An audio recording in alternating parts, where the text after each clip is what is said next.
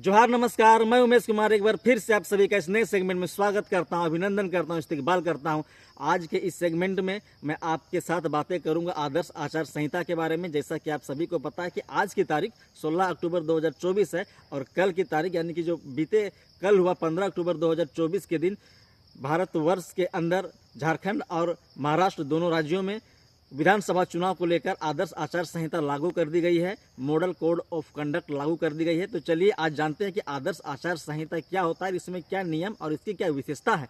तो मैं बता दूं कि भारत निर्वाचन आयोग फेयर चुनाव कराने के लिए, निष्पक्ष और पारदर्शी चुनाव कराने के लिए जिस राज्य में चुनाव कराने होते हैं वहाँ आदर्श आचार संहिता लागू करती है। और आदर्श आचार संहिता में कुछ नियम और कुछ विशेषता है, मैं उनका जो बेसिक्स पॉइंट है उसको आपको बताऊंगा, उसके बारे में आपसे चर्चा करूंगा।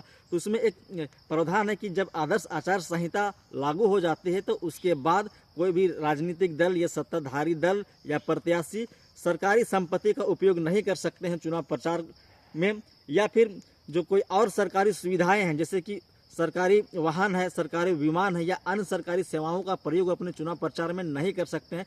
कोई भी सरकारी घोषणा, सरकारी लोकार्पण, उद्घाटन और शिलान्यास जैसे सरकारी कार्यों में विराम लगा दिया जाता है और ऐसा कोई किया जाता है तो वह दंडनीय अपराध है। इसके बाद अगर कोई राजनीतिक दल या प्रत्याशी चुनाव प्रचार के लिए अगर सभा की आयोजन करना चाहते हैं, रैली निकालना चाहते हैं, शोभा यात्रा निकालना चाहते हैं तो उन्हें संबंधित विभाग से अनुमति प्राप्त करनी होती है।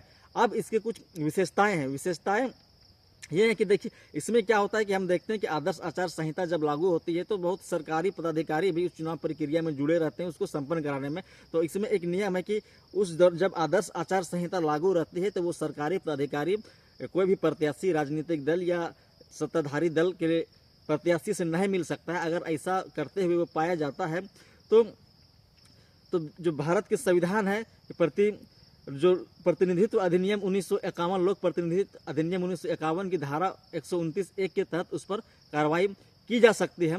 इसके अलावा इसमें हम देखते हैं कि जब चुनाव होता है तो उसमें रुझान और ट्रेंड का भी दौर चलता है, एग्जिट पोल का भी दौर चलता है जो विभिन्न एजेंसियों और न्यूज़ चैनल जारी करते हैं। तो आदर्श आचार संहिता में उसकी भी एक प्रावधान किया गया है कि एक निर्धारित समय के बाद ही आपको इलेक्ट्रॉनिक मीडिया, वेब मीडिया और प्रिंट मीडिया को जो रुझान है उसको दिखाना होता है। ऐसा नहीं कि आप रुझान बिना नियम और कानून के दिखा दें और उसको दिग्भ्रमित कर दें और लोगों को दिग्भ्रमित कर दें।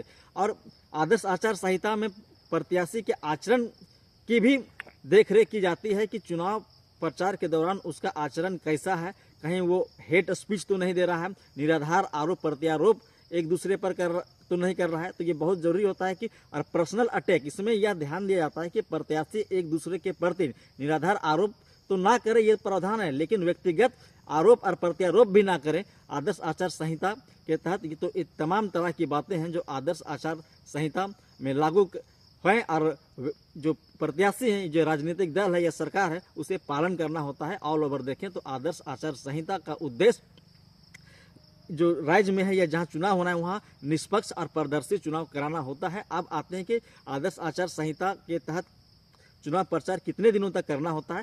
तो चुनाव प्रचार की जो तिथि निर्धारित है उससे 48 घंटे पूर्व, यानी कि अगर चुनाव 20 तारीख को है, 20 नवंबर को है तो 18 नवंबर की शाम तक आपको चुनाव प्रचार करना होता है। और अगर इसकी दिन और रात की बारे में बात करें तो रात के 10 बजे के बाद और 6 बजे से पहले आप चुनाव प्रचार नहीं कर सकते हैं, प्रत्याशी चुनाव प्रचार नहीं कर सकते हैं आदर्श आचार संहिता जब प्रभावी होती है।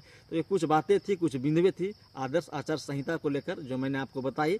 आई होप इस वीडियो को सुनने के बाद आपको आसानी से समझ में आया होगा कि आदर्श आचार संहिता क्यों लगाई जाती है, इसमें राजनीतिक दल और प्रत्याशी को क्या क्या काम करने पड़ते हैं। आप लोगों ने वीडियो को सुना, धन्यवाद, जोहार।